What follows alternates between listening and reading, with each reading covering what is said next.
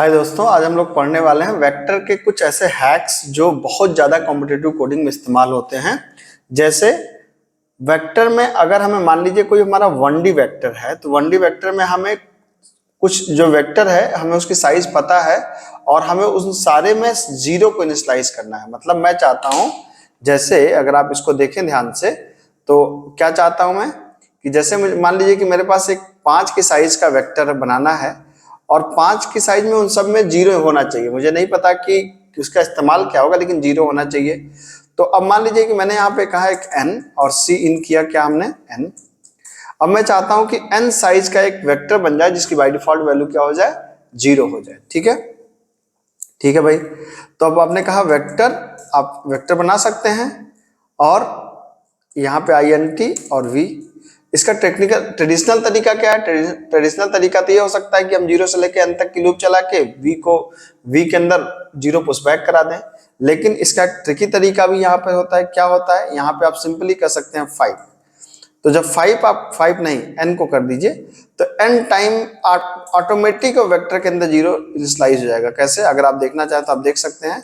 तो for int i equal to 0 i less than n i plus plus, अगर आप इसको प्रिंट कराएंगे तो आप देखेंगे v के अंदर बाय डिफॉल्ट सारी वैल्यूज क्या हो गई होंगी, जीरो हो गई होंगी। You can check it out. ये देखिए पांचों वैल्यू जीरो हो गई। अब कभी कभी ऐसा भी कोई सीन होता है कि हमें पांचों वैल्यू पे जीरो नहीं करना है, -1 करना है। ठीक है, तो ऐसा कई बार होता है। तो -1 करना है तो हम क्या कर सकते हैं? बिल्कुल आसान तरीका है, आप n के पास जाके यहाँ -1 कर दीजिए। अब देखेंगे कि वेक्टर में सारी वैल्यूज क्या हो गई, -1 हो गई। कितना मजेदार है। ठीक है, अब यहां तक तो ठीक है, लेकिन अब जो खतरनाक बात यह है कि मान लीजिए कि हमको एक 3x4 की मैट्रिक्स बनानी है। हमें एक मैट्रिक्स बनानी है 3 रो और 4 कॉलम की, और इसमें खास बात क्या है कि इसमें मैं चाहता हूं कि बाय डिफॉल्ट सारे लोकेशन की वैल्यू -1 हो जाए। ठीक है, इन सारे लोकेशन पे देना चाहता हूं -1 -1 -1 -1 -1 -1, ये सारे पे -1 में देना चाह रहा हूं। तो भाई इसका एक बेसिक तरीका तो ये हो सकता है कि हम लोग 2D मतलब डबल डायमेंशनल वाला वेक्टर बना के बाद हम लोग -1 पुश बैक करा दें। लेकिन इसका एक ट्रिकी तरीका भी हमारे पास है। क्या ट्रिकी तरीका है? अब मान लीजिए कि मैंने मैट्रिक्स की साइज दे दी 3x4। ठीक है, तो अब आप क्या कर सकते हैं? यहाँ पे मैंने आपको क्या बताया कि आपको क्या रीड करना है। एक int रो है, कॉलम है, एक i की जरूरत पड़ेगी, एक j की जरूरत पड़ेगी। तो आपने रीड किया किसको? रो को। फिर आपने रीड किया किसको? कॉलम को। अब आपने वेक्टर बनाया तो आपने कहा वेक्टर के अंदर इंटीजर।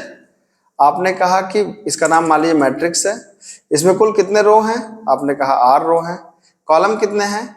इसके लिए आप फिर से एक वेक्टर बनाइए। तो आपने कहा वेक्टर इंटीजर, और कॉलम कितने हैं? कॉलम है मैंने कहा c, और सब पे क्या चाहिए? -1। अगर ठीक है, तो इसका मतलब अब क्या हो गया? अब 3x4 का एक मैट्रिक्स बना जिसकी सारी वैल्यू क्या होगी? -1 होगी। अगर आपको ये चीज चेक करना है तो आप देख सकते हैं for i equal to 0 i less than number of row i plus plus, for j is equal to 0 j less than number of column j plus plus.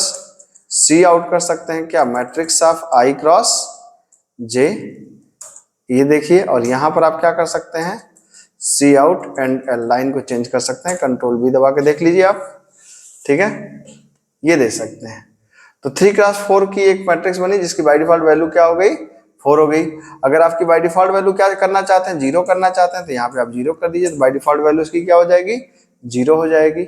ठीक है, आप यकीन मानिए आगे चल के जब आप प्रोग्रामिंग करेंगे तो इसका बहुत ज्यादा इस्तेमाल पड़ता है। कई मैट्रिक्स के अंदर पहले से हम लोग 0 रख देते हैं, पहले से 1 रख देते हैं। तो ये बहुत ही इंपॉर्टेंट चीजें जो मैंने आपको बताई, आप इसको याद रखिएगा। आगे चल के जब कॉम्पिटिटिव कोडिंग आप पढ़ना चालू करेंगे तो वहां बहुत इस्तेमाल होगा। मिलते हैं अगले लेक्चर में। Thank you.